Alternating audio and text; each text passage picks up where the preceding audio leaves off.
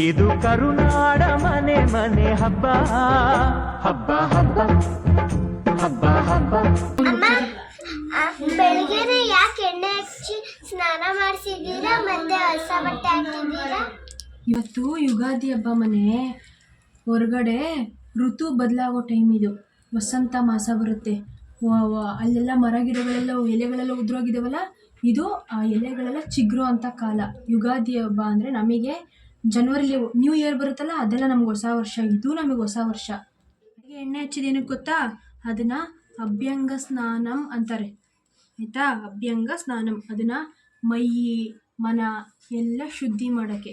ಮತ್ತು ಈ ಬೇಸಿಗೆಗಾಲದಲ್ಲಿ ನಮ್ಮ ಚರ್ಮದಲ್ಲೆಲ್ಲ ಎಣ್ಣೆ ಅಂಶ ಇರಲ್ವಲ್ಲ, ಜೊತೆಗೆ ನಮ್ಮ ಸ್ಕಿನ್ನನ್ನು ಕೂಡ ಕಾಪಾಡೋ ಅಂಥ ಇದು ವೈಶಿಷ್ಟ್ಯತೆ ಈ ಹಬ್ಬದಲ್ಲಿರುತ್ತೆ. ಮತ್ತು ಈ ಟೈಮಲ್ಲಿ ಬೇವು ಬೆಲ್ಲ ತಿಂತೀವಿ. ಯಾಕೆ ಅಂದರೆ ಒಳ್ಳೆ ಮಾತುಗಳನ್ನ ಆಡಿ ಒಳ್ಳೊಳ್ಳೆ ಯೋಚನೆಗಳನ್ನ ಮಾಡಿ ಅಂತ.